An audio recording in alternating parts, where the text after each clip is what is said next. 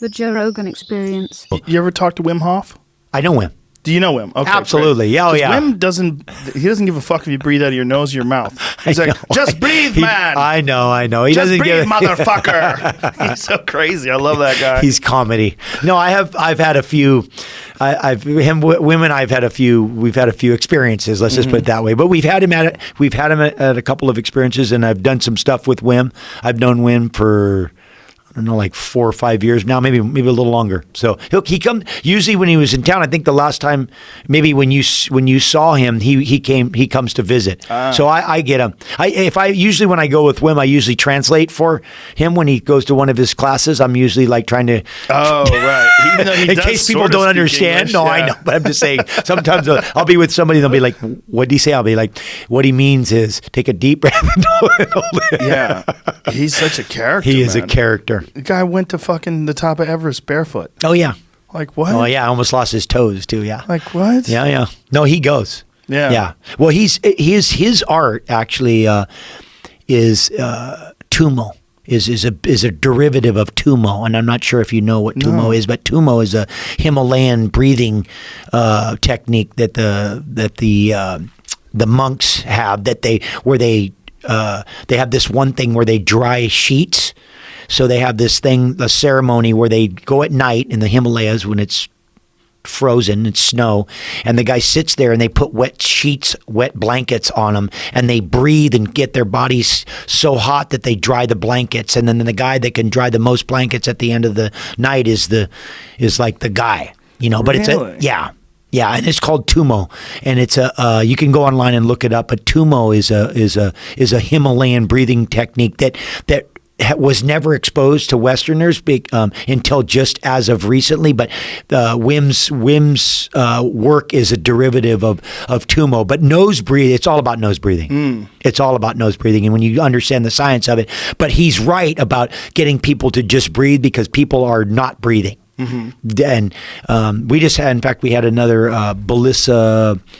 What's her? I want to say it's a Russian name, but she has a great book. She trains fire and police and military breathing. We just had her we did an XPT in Miami about 2 weeks ago, and she came as a guest speaker and was working on really trying to create more volume, and then a lot of people's rib cages aren't moving, and so they have a whole, there's ways to try to increase your movement of your rib cage. Your rib cage should actually open, like you can take a tape and measure your rib cage when you're fully exhaled, and then when you inhale, it should expand like 3 inches or more for you to be really optimally breathing. And a lot of people, part of it has to do with the whole 6-pack abs and what's aesthetically pleasing. But meanwhile, when you have a real nice set of 6-pack abs, you're not able to diaphragmatically breathe. You're not able to use your diaphragm. You're not using your diaphragm when you have that. Yeah, because the tightness isn't allowing the diaphragm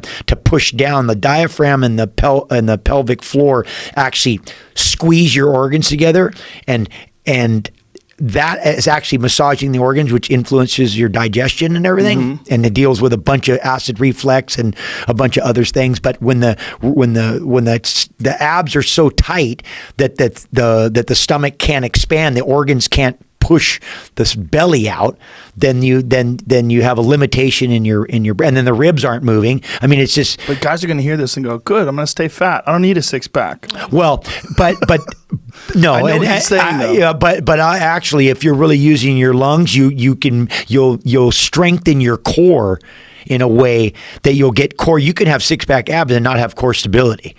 So, and you know this. When you look at a lot of, not every single great fighter is just ripped. No, some of the best ones ever are not ripped at all, like Fedor. Exactly. Yeah. So let's talk about that for an example of, that aesthetic isn't always function, right? And of course the mind is always ahead of everything. I don't care what the car looks like if it's got no motor, it doesn't do anything. So it's the body only goes where the brain tells it. But the fact is that you see some of the best athletes. When you look at certain athletes, they're not the physical specimens that you've ever seen. You're like that guy's the most ripped and shredded. Sure. And a lot of times those guys get knocked out. You see the guy come in and you just go, "Oh, this guy's going to kill this guy," and then he just gets annihilated by the guy that looks maybe not quite as hard, right? Part of it is like genetics. Max Holloway is a perfect example, Hawaiian guy. Yeah. He's not like shredded. I mean, he's strong, obviously, but he looks more like a swimmer. Yeah. Yeah. Well, and you might find that his breathing,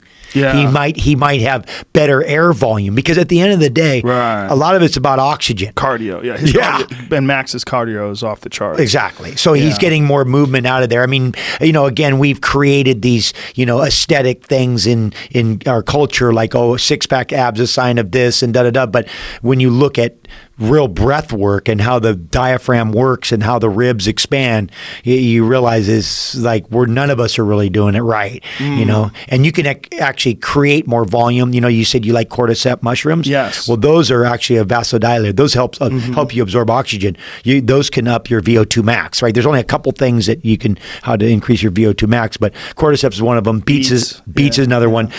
You can create more volume by expanding your lungs.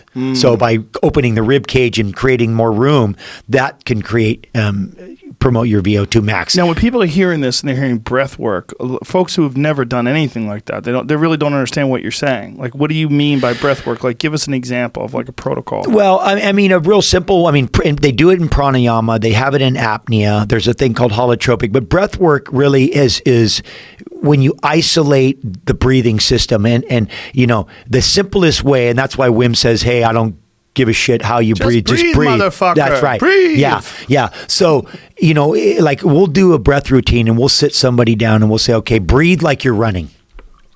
Breathe like you're running. And we'll tell the guy, breathe like he's running. And they'll go, I go, that's a slow run, buddy. Like, breathe like you're running. Like, like anytime, any movement and any air in and out is a form of breath work, right? And especially when you isolate the system and you're not doing it because of an activity. The fact is that when you use that system and you work it and you're not detracting from it by doing an exercise. If you're doing the assault bike, well, your arms are working and your legs are working. So all the oxygen that you're absorbing is going into your arms and legs. When you're isolated and you just do the breathing alone, now the oxygen is going into that system, and that system is going to develop and get better. Then when you do your assault bike, after you develop that system, so we'll isolate breath work and we'll just do it alone. Well, whether we're doing breath holds, we're doing some kind of apnea breath work, which is, we can do a pattern where you're doing like you hold for 30 seconds and then you breathe in for 15 and then you breathe out for 15 and then you hold again. Then you go in and out and hold, in and out and hold. That's one pattern. Another pattern is in, hold, out, hold, in, hold, out, hold, in, hold, out, hold. Like, again, there's and then there's pranayama, apnea, holotropic. There's just some where you're oxygenating the system where, like Wim's would be where you just get that rhythm going and do that for 5 minutes. And people go, oh, wow, I feel lightheaded. And I go, yeah, because you haven't had oxygen like that in your head. You haven't had oxygen in your system like that, right? So again, bringing consciousness to your breath. We're not just walking along in life like not thinking about breathing. That's the beginning of breath work. Just awareness of, hey, I need to...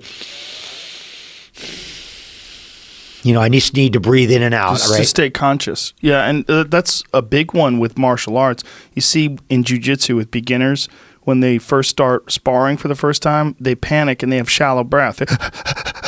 And you got to tell them, okay, stop right now. Just breathe. Just breathe. Oh, yeah. Well, fight or flight. Yeah. Fight or flight.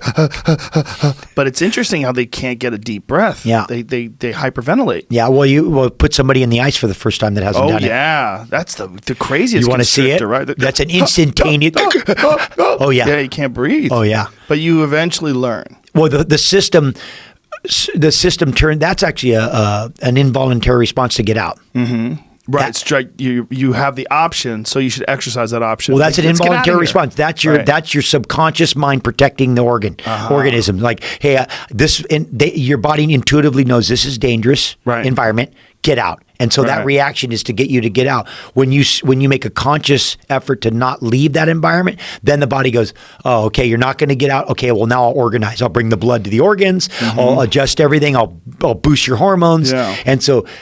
And then pretty soon you don't get that response anymore. Once you do it on a regular basis, the body just goes, oh, here we are again, back to that ice thing. Bring the body, boost the hormones, bring all the blood in the organs, but that's a similar thing to what you're talking about in jiu-jitsu, where people are the stress on the system. They're stressed, and so they're involuntarily, and that's fight or flight. One thing you can really do to calm a kid down is the way you get yourself into parasympathetic, where you bring your thing down, is when you extend your breath for 7 seconds on the inhale and the exhale. That'll bring everything down. Like if you want to calm down and your kids stress, your little kids just and you get them to just breathe in for 7 seconds. Yeah. And I tell people, think about a sigh. My youngest daughter, when she would get upset, she would do that. She would, and I'd try, like, you got to breathe. You got to breathe. Yeah. Calm down. But 7 seconds is a magic number. Yeah. If you can extend the breath for 7 seconds, then the body goes into parasympathetic. Yeah. And totally, that's what you do to go to sleep at night, like if you're having a hard time. Mm-hmm. So there's a bunch of stuff to learn about the breath, which is amazing. I think the reason why the breath has always been so important to me is just because of the ocean. Sure. Because, growing up when you almost drowned, 1,000 times, air is important. You get to you just get to appreciate there's none down there, and it's all up there, and so be cool down there, so you can get back up. Well, I learned breath work because of Hicks and Gracie. I'm watching Hicks and Gracie practice yoga. He's a friend. Oh, you know Hickson? Yeah. He does that. What is that called? That stomach thing? What is that stomach thing called? Well, that's the pranayama. Yes, but there's a name for it. Yeah, where you twist the... He really sucks his organs up in. His son can do it amazingly. Crone can do it amazingly. Yeah. Yeah, it's... super good for you. Well, good for the organs. Yeah. And that the ability to control your breath like that is so critical when you're sparring. So critical to get oxygen in these long training sessions. Well, for your life. Yeah. For your life. Anytime you're in the stress, if you can control your breath, that controls your heart rate. Yeah. Do you ever do 30 seconds in, 30 seconds out? Do you ever do that? Yeah. Just slow, deep breaths in, slow, deep breaths out. That's an amazing exercise. Yeah. Well, that's the extension of that. That parasympathetic, that's bringing it. 7's just the minimum amount. But whenever you go into any of those long extended stuff, and then those breath holds, anytime you hold the breath, then you get that CO2 level, and that's what gives you the angst to, what's interesting, because, Wim's done some record breaking stuff, and you have that free diving stuff where they scrub oxygen, where they hyperventilate and scrub the CO2 and get that real low, but you have to be careful about shallow water blackout. So we don't really practice any of that stuff. We do more like assault bike, jump in the pool and see how long you can hold your breath. And then and then 5, 10 seconds is that's big time. 15 seconds, you're like, wow, that was amazing. At maximum heart rate, how long can you hold your heart? I mean, how long can you hold your breath? That's a challenge. So you keep an assault bike right next to the pool? Yeah. Yeah, just for so punishment. You got one to roll it into the sauna. Yeah. Wow. Yeah. Wow. God, man. There's always another, twist to the pretzel.